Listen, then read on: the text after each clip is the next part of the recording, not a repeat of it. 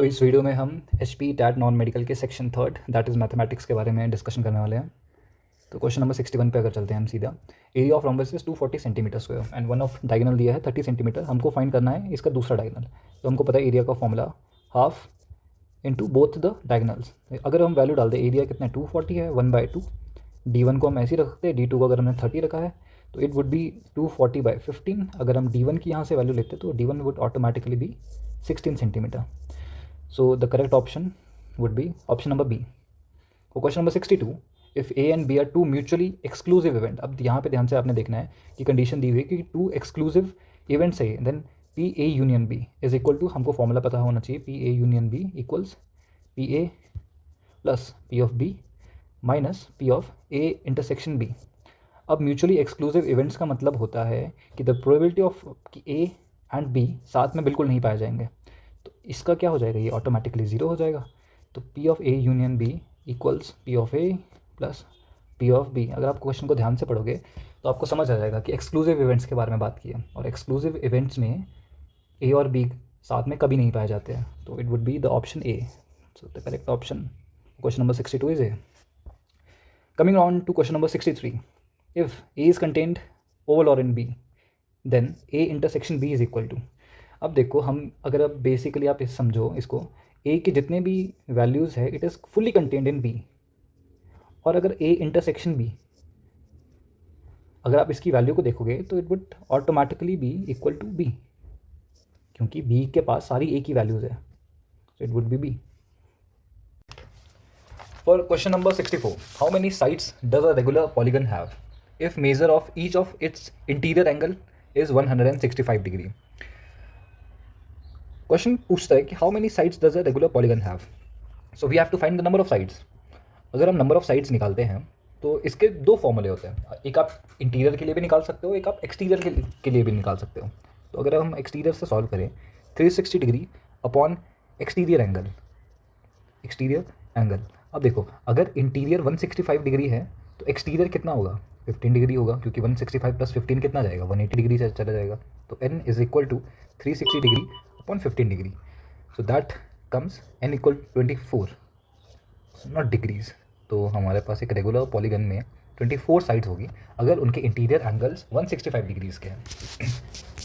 For question number 65, the degree of differential equation d power 4y upon dx raise to power 4 plus sine y raise to power m। अब देखो, sign ये angle y इसके साथ चिपका हुआ है is equal to 0। अब अगर हम देखें, क्वेश्चन पूछता है कि डिग्री ऑफ डिफरेंशियल इक्वेशन बताओ। तो we know that the degree of differential equation is the highest order derivative present only if the equation can be expressed as a polynomial in term of its derivative. मतलब जो equation है, अगर उसको हम polynomial में express कर सकते हैं तो जो हाईएस्ट डेरिवेटिव होगा उसकी जो डिग्री होगी उसको हम क्या लेंगे, डिग्री ऑफ डिफरेंशियल इक्वेशन। अब अगर हम यहाँ देखें, ये जो y raise to power m है, ये किसके साथ बैठा हुआ है, ये साइन के साथ बैठा हुआ है, तो ये एक पॉलिनोमियल इक्वेशन तो बन नहीं रही है, पॉलिनोमियल तो ये बन नहीं रही है, ये बनने नहीं दे रहा है इसको। तो हम क्या करेंगे यहाँ पे, तो सो हम इस इक्वेशन को क्या नहीं लिख सकते हैं, its can not be written as a standard polynomial function of its derivative, क्योंकि साइन की वजह से तो आप इसको लिख ही नहीं सकते हो, तो answer is not defined. Otherwise अगर हम इसको पॉलिनोमियल के वे में लिख सकते हैं, स्टैंडर्ड पॉलिनोमियल इक्वेशन अगर हम इसको बता सकते हैं, तो यहाँ पे इसकी डिग्री ऑब्वियसली 4 आ जानी थी, क्योंकि degree of differential equation is the highest order of जो डिफरेंशियल हमारी इक्वेशन होती है उसकी हाईएस्ट जो डिग्री चलती है। बट ये इक्वेशन क्या है, पॉलिनोमियल नहीं बन रही है, उस चीज़ को सेटिस्फाई नहीं कर रही है, तो we can not define it, equation ही नहीं बन रही होगी। Question number 66, if the angle between two vector is 0, then अब देखो डॉट प्रोडक्ट के बारे में बात की गई है यहाँ पे। अगर 0 है, हमको पता है a डॉट b, 0 के लिए डॉट प्रोडक्ट में हम कौन सा एंगल लेते हैं, हम लेते हैं AB cos theta. cos 0 degree कितना होता है हमारे पास, cos 0 degree is equal to 1, तो a dot b equal to a vector into b vector, so the option number A is correct.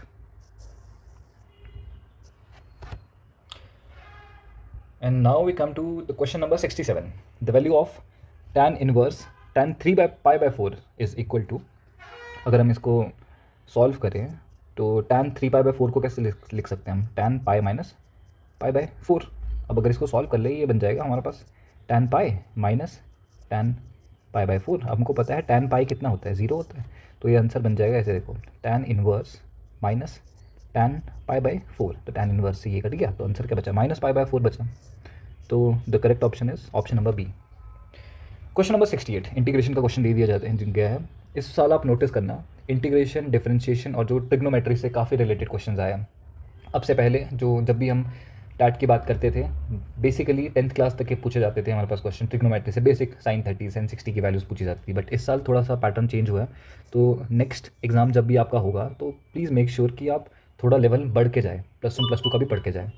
Integration e⁻x secant x + secant x tan x dx is equal to, देखो इसके लिए हमारे पास एक formula चलता है, basic formula होता है। According to formula e⁻x, अब देखो fx फंक्शन ऑफ x क्या, secant x प्लस, अगर इसी का डेरिवेटिव कर दे f'(x), वो हमेशा इक्वल होता है e⁻x fx + c। अब देखो e⁻x तो हमारे पास यहाँ पे गिवन है, secant x क्या हो गया, function of x, secant x tan x क्या हो जाता है हमारे पास, अगर secant x का हम डिफरेंशिएशन कर दे, मतलब f'(x) का दे तो क्या आता है secant x tan x। ये बेसिकली फॉर्मूला क्या बन जाता है, e⁻x fx + c। fx की वैल्यू डाल दो, e⁻x fx क्या लिया हमने यहाँ पे, secant x + c कांस्टेंट, तो option number C is correct. Question number 69, ये क्वेश्चन हर साल पढ़ता है, हर साल आपको ऐसे क्वेश्चन देखने को मिलेगा, 1 से 2 क्वेश्चन देते हैं, तो अगर आप इसको सिंपली सॉल्व कर लो तो option number B is correct. Question number 70, अगर आप इसको सॉल्व करो, if 2707 upon √x equal to 27.07, then the value of x की वैल्यू फाइंड करनी है। हम कैसे फाइंड कर सकते हैं, अगर आप क्रॉस इसको इंटरचेंज कर दे तो ये बन जाएगा 2707 अपॉन 27.07 इक्वल टू √x। ये अगर आप इसको करोगे तो ये आ जाएगा 100 इक्वल टू √x, √ का मतलब x⁻1/2 इक्वल टू 100, तो x यहाँ क्या हो जाएगा, 100 का स्क्वायर हो जाएगा, तो वी आर लेफ्ट विद 100,000, तो answer is option number D, 10,000। Question number 71, for the polynomial t² - 15 the sum of zeros is, correct option would be the option C, that is 0। हमको पता है sum of zeros के लिए क्या formula करते हैं हम, -b/a। पहली बात तो आप क्वेश्चन को स्टैंडर्ड क्वाड्रेटिक इक्वेशन में लिखो। हमको क्या पता होता है स्टैंडर्ड क्वाड्रेटिक इक्वेशन, आपने x के फॉर्म में पढ़ी है variable ax² + bx + c, but यहाँ पे t के लिए दिया है, तो हम कैसे लिख सकते हैं इसको, at² + bt + c लिख सकते हैं यहाँ पे। तो इधर a की वैल्यू कितनी आ रही है, 1 आ रही है, b हमारे पास गिवन नहीं है, तो मतलब b 0 है, एंड c इक्वल्स टू -15। अगर आप वैल्यू डालोगे सम में तो -b/a, -0/1, तो sum is equal to 0, option number C is correct. Question number 72, the median of first 10 whole number is, first 10 whole number अगर हम बता दें तो ये हमेशा याद रखना कि होल नंबर में हम 0 को भी लेते हैं, 0 1 2 3 4 5 6 7 8 एंड 9। मीडियन के लिए क्या कर सकते हैं हम, 1 2 3 4, एक ये आ गया, 1 2 3 4, ये दो बीच की चीज़ें आ गई, इन दोनों को प्लस कर लो, 4 + 5/2 इक्वल्स 9/2 इक्वल 4.5, तो option number B is correct. Question number 73, sin 2a = 2 sin a is true if a is equal. अब यहाँ पे कंडीशंस दे दी है, अब आपको क्या करना है, वैल्यूज़ डाल के देखनी है और कौन सी वैल्यू सेटिस्फाई करती है। चलो अगर हम 0 डिग्री से शुरू करते हैं तो ये क्या बन जाएगा, sin 2 × a की वैल्यू क्या हो गई यहाँ पे, 0 डिग्री इक्वल्स 2 sin 0 डिग्री। अब हमको पता है ये किसके बराबर हो जाएगी, ये 0 के बराबर हो जाएगी, और 2 sin 0 क्या होता है 0, तो 2 × 0, तो 0 equals 0, so left hand side equals right hand side, तो इस कंडीशन ने सेटिस्फाई कर लिया, तो 0 degree is the correct option. पहले ऑप्शन में ही आपको आइडिया लग जाएगा। Question number 74, if u = 1 2 3 4 5 6, a = 2 3 4 and b = 2 5 6, then a - b dash is equal to, अगर आपने basic plus minus addition rule सीखा होगा इनका, तो option number B is correct. Question number 75, very good question है, रेडियन मेजर दिया हुआ है यहाँ पे, -47 डिग्री + 30 डैश। अब इस 30 डैश को बोलते हैं मिनट्स, ध्यान से देखिएगा।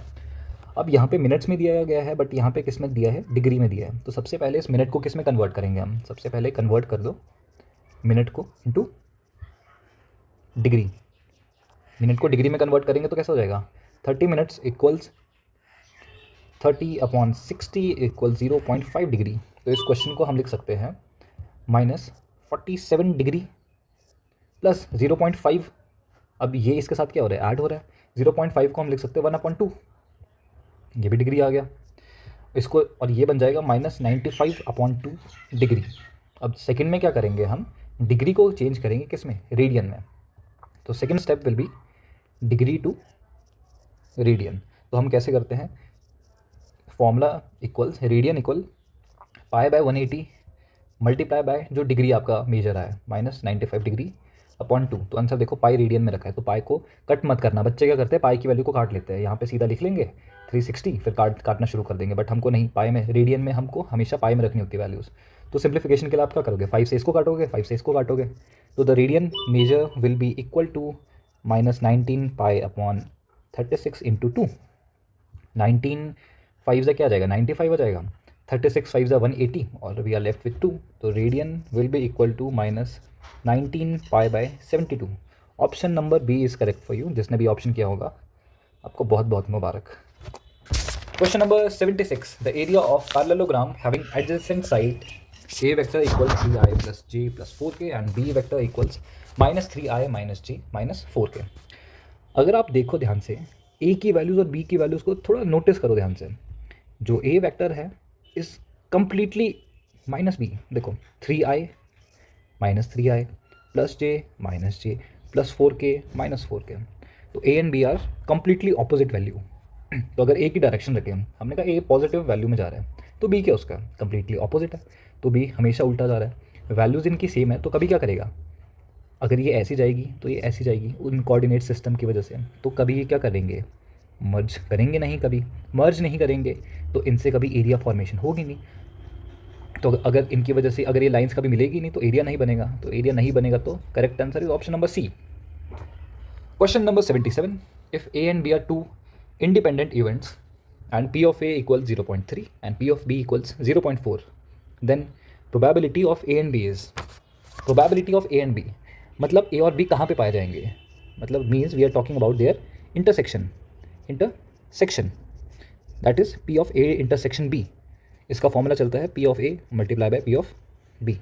p of a कितना दिया, 0.3 दिया, p of b is 0.4, तो we are left with 0.12। so the correct option is option number b। Question number 78, if discriminant of quadratic equation is negative then roots will be imaginary। 10th का बहुत basic सा question, जब भी हम roots के बारे में पढ़ते हैं अगर नेगेटिव आता है तो हम इमेजिनरी लेते हैं। So the next question is question number 79। Question says the centre of circle x + 5 का square plus y - 3 square is 36। हमको पता है कि स्टैंडर्ड इक्वेशन ऑफ सर्कल, ये आपके +1 क्लास का बहुत इंपॉर्टेंट टॉपिक आता है, बहुत इजी सा टॉपिक है। अगली बार आप एग्जाम देने से पहले प्लीज़ एक बार इसको रीचेक करना। Standard equation of circle with centre at h, k and radius अगर हमने इसकी r कंसीडर किया, तो equation, general equation is x - h का whole square plus y - k का whole square equal to r square. अब हमारे पास क्वेश्चन में यहाँ पे प्लस है, तो प्लस बनाने के लिए आप h की वैल्यू को क्या डालोगे, नेगेटिव डालोगे, तो x माइनस ये -5 का होल स्क्वायर हो जाएगा प्लस y - k की वैल्यू को आप डायरेक्टली क्या लिख सकते हो यहाँ पे, अगर आप कंसीडर करें y - 3 का whole square equal to 36 is equal to 6 का स्क्वायर। तो वैल्यूज़ कौन कौन सी मिल रही है हमारे पास यहाँ पे, h equals -5 and k equals 3। देखो हमको -k नहीं देखना, हमको k देखना है, तो k की वैल्यू क्या है, 3 है। h की वैल्यू क्या है हमारे पास, h की value is this whole value. So -5, 3 is the correct value and if you see the option number 3 is correct.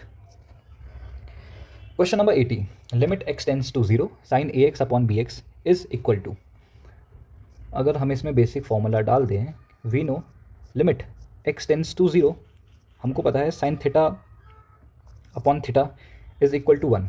अब इस इक्वेशन को, आइडेंटिटी को देखना, बहुत इजी सा फॉर्मूला है, sin theta upon theta is equal to 1। तो इस यहाँ पे वैल्यूज डाल दो, limit x tends to 0 sin theta को ax रख लो, यहाँ पे sin ax अपॉन ax रख लो।